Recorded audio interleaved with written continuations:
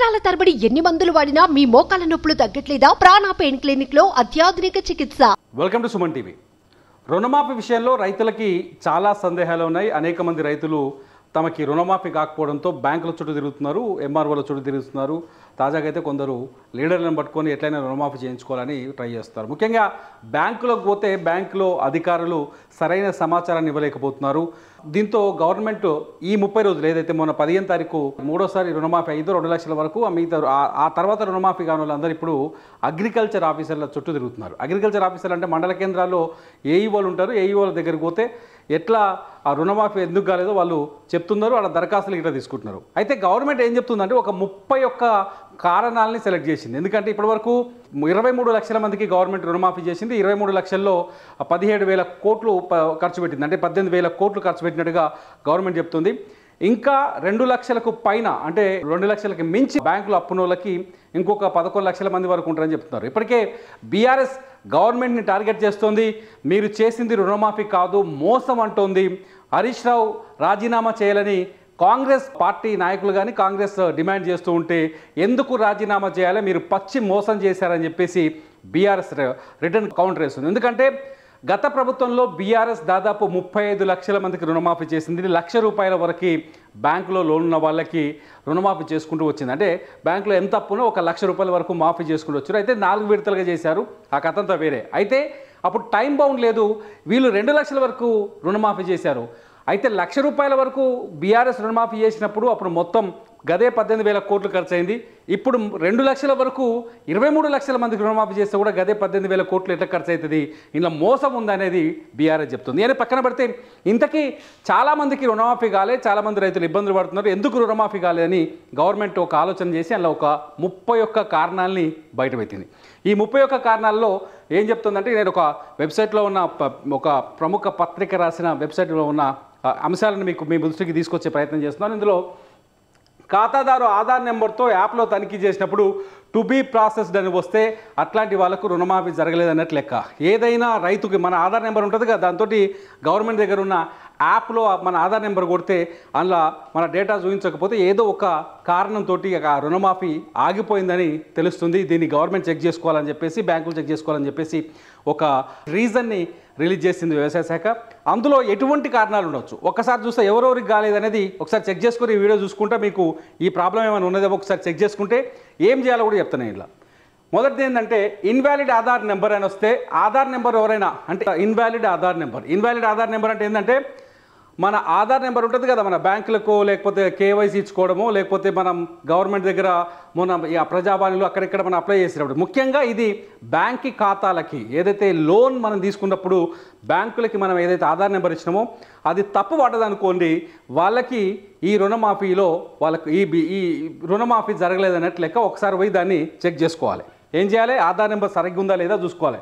రెండోది వచ్చేసి no data found అని వస్తే కొందరికి బ్యాంకులో నో డేటా ఫౌండ్ అని రావచ్చు. మీరు బ్యాంక్ అధికారి దగ్గరికి పోతే నో డేటా ఫౌండ్ అంటే మీరు తీసుకున్న రుణం ఏ తారీఖు లోపల ఉన్నదో ఒకసారి గుర్తు చేసుకోవాలి. మళ్ళీ చెప్పిన చాలాసార్లు చాలా వీడియోలో చెప్పిన డిసెంబర్ 12వ తేదీ 2018 నుంచి డిసెంబర్ 9వ తేదీ 2023 మధ్యలో అప్పు తీసుకున్నకు కానీ కొత్తగా లోన్ మంజూరైన వాళ్ళకు మాత్రమే కొత్తగా లోన్ మంజూరైన వాళ్ళకు లేదంటే వడ్డీ కట్టి రినివల్ చేసుకున్న వాళ్ళకు మాత్రమే రుణమాఫీ అవుతుంది. ఆ పరిధిలో మీరు లేనట్లు లెక్క. ఇది ఒకసారి చెక్ చేసుకోవాల్సిన అవసరం ఉంది. మూడోది వచ్చేసి కుటుంబ నిర్ధారణ, లేకపోతే ఆధార్ బ్యాంకు ఖాతాల్లో వేరువేరుగా ఆధార్ నెంబర్ను అప్లోడ్ చేసేందుకు పేరు వేరువేరుగా ఉండడం. అంటే మనం చాలాసార్లు ఏం చేస్తాం, నర్సయ్య నోముల నర్సయ్య అని ఒకతాన రాస్తాం, ఒకతాన నర్సయ్య నోముల అని రాస్తాం, లేకపోతే ఒకతాన నోముల నర్సయ్య అని రాస్తాం, ఒక చోట నర్సిరెడ్డి అని రాస్తాం. ఎందుకంటే ఇంటి పేర్లు చెప్పుకోవడానికి ఒక బ్యాంక్ ఖాతాలో ఒక పేరు చెప్తాం, ఆధార్ కార్డులో ఒక పేరు ఉంటుంది, కన్ఫ్యూజన్ ఉంటుంది. ఇట్లాంటి పేర్లు అలాగలాగా వేరువేరుగా ఉన్న వాళ్ళకు కూడా రుణమాఫీ జరిగే అవకాశం లేదు. వాళ్ళు కూడా ఒకసారి చెక్ చేసుకోవాలి. మూడోది వచ్చేసి కుటుంబ నిర్ధారణ, ఫ్యామిలీ గ్రూపింగ్ ఆధారంగా బ్యాంకులు చేయాలి. ఒకవేళ చాలాసార్లు చాలా స్పష్టంగా గవర్నమెంట్ చెప్పింది రేషన్ కార్డుని ఒక యూనిట్ కింద తీసుకున్నారు, మనిషిని ఒక రైతును ఒక యూనిట్ కింద తీసుకోలేదు.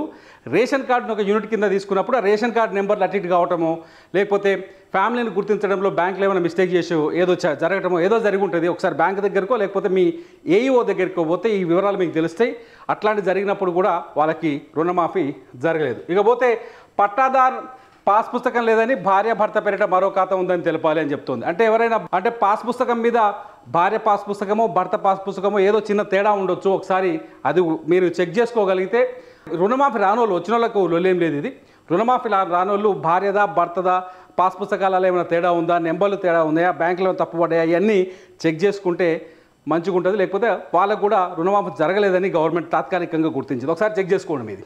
పోతే రేషన్ కార్డు లేకపోతే ఇతర అర్హతల ప్రాతిపదికన మంజూరు అవకాశాన్ని పరిపాలించాలి. అంటే కొందరికి చాలా స్పష్టంగా చెప్పింది, రేషన్ కార్డు ఉన్న వాళ్ళకు మాత్రమే. ఇప్పటికైతే రేషన్ కార్డు ఆధారంగా యూనిట్ తీసుకున్నారు కాబట్టి రేషన్ కార్డు ఉన్న వాళ్ళకే రుణమాఫీ జరిగినట్టు తెలుస్తుంది. లేని వాళ్ళు ఏఈఓ దగ్గరికి పోయి ఇప్పుడు మళ్ళీ దరఖాస్తు చేసుకోవచ్చు. అది ఎట్లా చేసుకోవాలో కూడా నేను చెప్తాను. ఇకపోతే బ్యాంక్ అకౌంట్లు మనకు చాలా పంచాయతీలు ఉంటాయి. ఏం చేస్తారంటే బ్యాంక్ ఖాతాలల్లో ఒకసారి బ్యాంకులో లోన్ ఇచ్చినప్పుడు ఏం చేస్తాం, మనం ఖాతా ఓపెన్ చేస్తాం. లోన్ ఇచ్చిన ఆయననే 500 కడతాం, ఖాతా ఓపెన్ చేస్తాం, దాన్ని ఇచ్చిపెట్టి వెళ్ళిపోతాం, అప్పు తీసుకుంటాం, ఇంటికి వెళ్ళిపోతాం, మళ్ళీ పట్టించుకోం దానిగా. అది మళ్ళీ ఎన్పిఏ నాట్ పర్ఫార్మింగ్ అకౌంట్ అవుతుంది. ఆ అకౌంట్ని పట్టించుకోకపోవడం వల్ల ఎన్పిఏ అవుతుంది. అట్లాంటి వాళ్ళకి లోన్ వచ్చినప్పటికీ కూడా సమాచారం తెలియదు, వాళ్ళ లోన్ని ప్రాసెస్ చేయదు బ్యాంకు. ఒక్కసారి బ్యాంక్ దగ్గరికి వెళ్ళి మీ అకౌంట్ యాక్టివ్గా ఉందా లేదా చెక్ చేసుకోండి, ఒకవేళ మీకు రుణమాఫీ రాకపోతే. ఇంకో కారణం చెప్తుంది గవర్నమెంట్ ఏంటంటే, చాలా స్పష్టంగా మొదటి నుంచి జియో రిలీజ్ చేసినప్పటి నుంచి ఏంటంటే, కుటుంబ సభ్యుల్లో ఒకరు ప్రభుత్వ ఉద్యోగి అయినా సర్వీస్ పెన్షనర్ అయినా ప్రభుత్వ జీవో ప్రకారం రుణమాఫీకి అర్హత లేదని చెప్పాలి. ఎవరైనా గవర్నమెంట్ ఎంప్లాయీ ఉండి అనుకోండి, ఆయన ఇన్కమ్ ట్యాక్స్ కడుతున్నాడు అనుకోండి, గవర్నమెంట్ ఉద్యోగి అయి ఉండి లేకపోతే పెన్షనర్ అయి ఉంటే ఆ ఫ్యామిలీలో, అంటే రేషన్ కార్డు ఒక యూనిట్ కింద తీసుకున్నారుగా, రేషన్ కార్డులో ఉన్న వ్యక్తి ఎవరైనా గవర్నమెంట్ ఉద్యోగి కావచ్చు లేకపోతే పెన్షనర్ అయి ఉంటే వాళ్ళకి రుణమాఫీ కాదు కూడా. అది స్పష్టంగా క్లారిటీ ఇస్తుంది గవర్నమెంట్. ఇకపోతే పట్టదారు పాస్ పుస్తకం లేదని వస్తే భార్య భర్తల పేరు మీద ఖాతా ఉందని తెలపాలి. అది కన్ఫ్యూజన్స్ ఉంటే క్లియర్ చేసుకోండి. ఇకపోతే రేషన్ కార్డు లేకపోతే ఇతర అర్హతల ప్రాతిపదికన మంజూరు అవకాశాన్ని ప్రభుత్వం పరిపాలించాలి. చూడాలి రేషన్ కార్డు లేని వాళ్ళకి ఎట్లా దరఖాస్తులు తీసుకుంటారు, దాని కింద ఇస్తారు. ఇకపోతే నగదు రైతు ఖాతాలో జమ కాలేదని తిరిగి వచ్చి చెప్పేసిన ఆల్రెడీ నేను. బ్యాంకులలో ఒక్కొక్కసారి పెద్ద మిస్టేక్ జరుగుతుందంటే, మనకు కస్టమర్ ఐడి అని ఒకటి ఇస్తుంది బ్యాంక్. అంటే మనకు ఒక అకౌంట్ ఇచ్చినప్పుడు దానికి మనకు ఒక గుర్తింపు ఇస్తుంది, కస్టమర్ ఐడి అని. దాన్ని కస్టమర్ ఐడి నెంబర్ అంటారు. దాని కిందనే మన బ్యాంక్ అకౌంట్ నెంబర్ ఉండొచ్చు, మన లోన్ అకౌంట్లో ఏమైనా లోన్ తీసుకుంటే లోన్ అకౌంట్ నెంబర్ ఉంటుంది, లేకపోతే ఏదైనా బ్యాంకులో మనం బంగారం తాకట్టు పెడితే బంగారం తాకట్టు పెట్టిన అకౌంట్ కూడా దాని కిందనే పెడతారు. అన్నిటి కలిపి మనకు కస్టమర్ ఐడి ఉంటుంది. ఈ కస్టమర్ ఐడి ఒక్కొక్కసారి కన్ఫ్యూజ్ అయ్యి 2-3 కూడా వస్తుంటుంది. అట్లాంటప్పుడు కూడా కొందరికి రుణమాఫీ జరగలేదు, ఇది బ్యాంకులు చెక్ చేసుకోవాలని చెప్పేసి బ్యాంకులకి ఒకసారి సూచన జారీ చేసింది. మనం కూడా ఒకసారి చెక్ చేసుకోవడం చాలా బెటర్. ఇట్లాంటి వాళ్ళకి కూడా రుణమాఫీ కాలే. ఇకపోతే అసలు కన్నా వడ్డీ ఎక్కువగా ఉన్నా, ఒకే కుటుంబంలో వేరు రైతులు ఉన్నా పాక్షికంగా రుణమాఫీ అయినా బ్యాంకులు పరిశీలించాలి. లోన్ తెచ్చుకుంటాం 25,000, 5 ఏళ్ళు అయిందనుకో, సరే ఇలాంటి ఇచ్చిపెట్టినాం, ఇది 5 పీరియడ్గా 2018 నుంచి 23 వరకు 5 ఏళ్ళు అట్నే ఇచ్చిపెట్టిన వాళ్ళకి. ఇచ్చిపెట్టినప్పుడు అసలు కన్నా వడ్డీ మిత్తి ఎక్కువైంది, కట్టడి ఇచ్చిపెట్టినాం, మనం మర్చిపోయినాం. ఇట్లాంటి వాళ్ళ ఖాతాలు కూడా ఆగినాయి. ఒకసారి పోయి చెక్ చేసుకుంటే బెటర్. బ్యాంకులకు కూడా ఈ విషయాన్ని చెప్పారు. బ్యాంకులు కూడా మీకు దీనికి సంబంధించిన సమాచారం ఇస్తాయి. ఇకపోతే కుటుంబంలో వేరు రుణాలు ఉన్నప్పటికీ అందులో ఒక్క సభ్యుడు ప్రభుత్వ ఉద్యోగం అయినప్పటికీ, అదే గవర్నమెంట్ ఎంప్లాయీ అంటే ఏం చేస్తారంటే, ఒకటే ఫ్యామిలీలో భార్య పేరు మీద భూమి ఉంటుంది, భర్త పేరు మీద భూమి ఉంటుంది, కొడుకు పేరు మీద భూమి ఉంటుంది. అందులో ఒకరు గవర్నమెంట్ ఎంప్లాయీ అనుకోండి, వీళ్ళందరి లోన్లు ఆగిపోతాయి.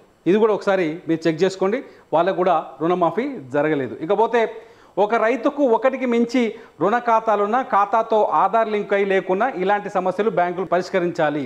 నాకు నా పేరు మీద 1 లేదా 2 అకౌంట్లు ఉన్నాయనుకోండి ఒకటే బ్యాంకులో, అట్లాంటప్పుడు లేకపోతే నా మీద వేరే లోన్లు కూడా ఉండొచ్చు, ఒక గోల్డ్ లోన్ ఉండొచ్చు, లేకపోతే రకరకాల, లేకపోతే ఇంటికి లోన్ తీసుకొని ఉండొచ్చు. ఒకటి మనకి వీళ్ళు ఇస్తానేది కేవలం పంటకు తీసుకున్న రుణానికే కదా, మళ్ళీ అవి కూడా ఉండొచ్చు. దీంతో కన్ఫ్యూజన్ ఏర్పడి కూడా కొందరికి రుణమాఫీ జరగలేదని చెప్పేసి గవర్నమెంట్ గుర్తించింది. వీళ్ళకు కూడా రుణమాఫీ జరగకపోవడానికి ఇది ఒక రీజన్ కావచ్చు. ఏదేమైనా మీ బ్యాంకుకి వెళ్ళి మీ బ్యాంకు ఖాతా వివరాలని స్పష్టంగా తెలుసుకోండి. మొదటి నుంచి చెప్తున్నాం, ఏ తేదీలో మీరు రుణం తీసుకున్నారో తెలుసుకోండి, మీరు ఏ తేదీలో రెన్యువల్ చేసుకున్నారో తెలుసుకోండి. అట్లాగే మీ బ్యాంకు ఖాతాలో ఆధార్ నెంబర్లు సరిగ్గా ఉన్నాయా లేదా, పేర్లు సరిగ్గా ఉన్నాయా లేదా, మీ రేషన్ కార్డులో ఎవరైనా గవర్నమెంట్ ఎంప్లాయీ ఉన్నాడా లేదా, ఈ వివరాలన్నీ తీసుకొని అన్నీ కరెక్ట్గా ఉంటే మీ మండల కేంద్రంలో ఉన్న ఏఈఓ దగ్గరికి వెళ్తే మీరు మీ అన్ని డీటెయిల్స్ని అందులో చూపిస్తే, అందులో దరఖాస్తు పత్రంలో రాసి ఇస్తే ఖచ్చితంగా మీకు రుణమాఫీ అవుతుందని గవర్నమెంట్ చెప్తోంది. మొత్తంగా రుణమాఫీ పైన మాత్రం దుమారం చెలరేగుతుంది అధికార ప్రతిపక్షాల మధ్య. ఈ నేపథ్యంలో ప్రభుత్వం రకరకాల వివరణలు ఇచ్చేందుకు ప్రయత్నం చేస్తుంది. అందులో భాగంగానే ఇవాళ 31 రూల్స్ని, 31 మిస్టేక్స్ని, 31 సాంకేతిక లోపాలని గుర్తించింది. ఆ 31 సాంకేతిక లోపాలపైన ఇప్పుడు నేను ఇచ్చిన వీడియోలో మీకు కొంత స్పష్టత వచ్చిందని అనుకుంటున్నాను. ఈ సాంకేతిక లోపాలు ఏమైనా ఉంటే ఈసారి మీరు వెళ్ళి చెక్ చేసుకొని మళ్ళీ ఏఈఓల దగ్గరికి వెళ్ళి దరఖాస్తు చేసుకోవచ్చు. ఇంతకీ ఎలా దరఖాస్తు చేసుకోవాలి, దరఖాస్తు ఫారంలో ఏముంది, నెక్స్ట్ వీడియోలో వస్తుంది. చూస్తూనే ఉండండి సుమన్ టీవీ. మీ బిజినెస్ ఏదైనా మీ ఊర్లో ప్రమోషన్ చేయాలంటే అది సుమన్ టీవీతోనే సాధ్యం. ఇప్పుడే సంప్రదించండి.